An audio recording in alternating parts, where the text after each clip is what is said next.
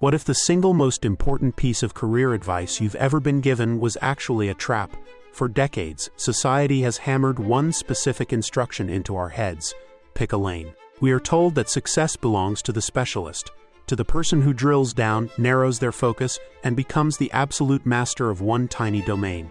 We worship the 10,000-hour rule and look down on the jack of all trades, but while we were busy specializing, the world changed. We built machines that are the ultimate specialists. Artificial intelligence does not sleep. It does not get distracted. It can consume every book ever written on contract law in seconds. It can write Python code faster than a senior engineer and diagnose rare diseases on par with specialist doctor. If your strategy for survival is to simply know more about your specific niche than the machine does, you have already lost. You are bringing a knife to a nuclear war. But there is a flaw in the machine's armor, a blind spot that 99% of people are ignoring. While AI is dominating the depths of specialization, it is terrible at the one thing that actually drives human innovation: context. It cannot see the invisible threads that connect poetry to programming or biology to engineering unless it is explicitly told to. This is where you survive. This is where you thrive. To beat the specialist machine, you must become something the modern world tried to kill off. You must become a polymath. You need the Da Vinci Protocol. Let's go back to 1503. Leonardo da Vinci is often called the greatest artist of all time, but if you look at his journals, art was almost a side project. On one page, he is dissecting a human corpse to understand the mechanics of a smile. On the next, he is studying the flow of water in a river to design better bridges. He didn't see these as separate subjects. He didn't have a work mode and a hobby mode. To him, the branching of a tree and the arteries of a human heart were the same pattern, just expressed differently. Modern neuroscience has actually proven why this approach creates genius and why our modern education system destroys it. When you spend decades focusing on just one narrow field, your brain undergoes a process called cognitive entrenchment. Essentially, your neural pathways become like deep paved highways. You become incredibly efficient at driving down that one road, but you lose the ability to see the off-ramps. You stop noticing solutions that exist outside your lane. But when you force your brain to learn multiple, unrelated fields, as Da Vinci did, you activate something different. You create crosstalk between the default mode network, which handles imagination, and the executive control network, which handles logic. This is the biological definition of creativity. It's not magic, it's just better wiring. And in an age where AI has colonized the highways of logic, the only value left for humans is in the wilderness between the roads. Let me give you a concrete example of this Da Vinci thinking in action, one that saved a nation billions of dollars. In the 1990s, Japan's Shinkansen bullet trains had a major problem. They were getting faster, but they were also getting louder. Every time a train entered a tunnel, it pushed a cushion of air ahead of it, creating a massive sonic boom at the exit. It was shattering windows and waking up neighborhoods. The engineers were stumped. They were specialists in physics and aerodynamics, and their math said it was impossible to solve without slowing the train down. Enter Eiji Nakatsu. He was the general manager of the technical development department. But more importantly, he was a bird watcher. He didn't look for the answer in an engineering textbook. He looked at nature. He realized that the kingfisher bird dives from low-resistance air into high-resistance water at high speed, yet it barely makes a splash. Why? Because of the shape of its beak.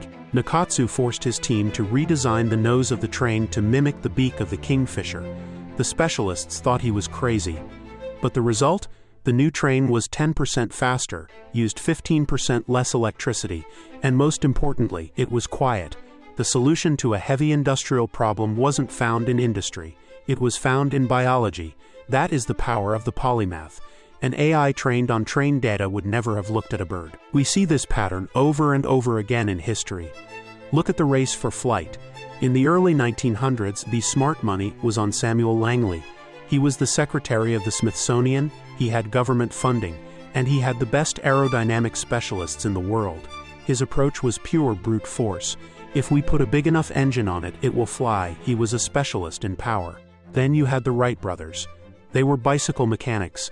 They didn't have funding or degrees, but they understood something Langley missed. Because they worked with bikes, they understood balance and instability. They knew that a vehicle needs to lean into a turn. While Langley was obsessed with power, the Wright brothers were obsessed with control. They applied the principles of cycling to the sky. Langley's machine crashed into the Potomac River. The Wright brothers changed the world. Why? Because they brought a foreign concept of bicycle dynamics into a new field. Innovation rarely happens at the center of a discipline. It happens at the edges, where two different worlds collide. And today, AI owns the center. It owns the average. If you want to remain valuable, you must live at the edge. So, how do you actually do this? How do you rewire your brain to think like Da Vinci in a world designed for specialists? You don't need to go back to school. You just need a new protocol. Step 1 is your anchor. Do not abandon your current expertise. If you are a coder, keep coding. If you are a writer, keep writing. This is your foundation. But you must stop viewing it as your identity. It is just your tool. Step 2 is the distant pivot. This is where most people fail. You need to pick a second field of study that is aggressively different from your first. If you work in tech, do not study crypto. That's too close. Study architecture. Study ancient military history. Study psychology. You need to create distance. The further the distance between your two fields, the more unique the connection will be when you bridge them. Step 3 is forced synthesis. This is the daily habit. Every week, sit down with a journal and force your two worlds to talk. Ask yourself, how does the structure of a Gothic cathedral apply to software architecture? How does the military strategy of Sun Tzu apply to my marketing campaign? Most of your answers will be nonsense, but 1 in 10 will be brilliant. 1 in 10 will be an insight that no AI could ever generate because no dataset contains that specific combination of experiences. The era of the cog in the machine is over.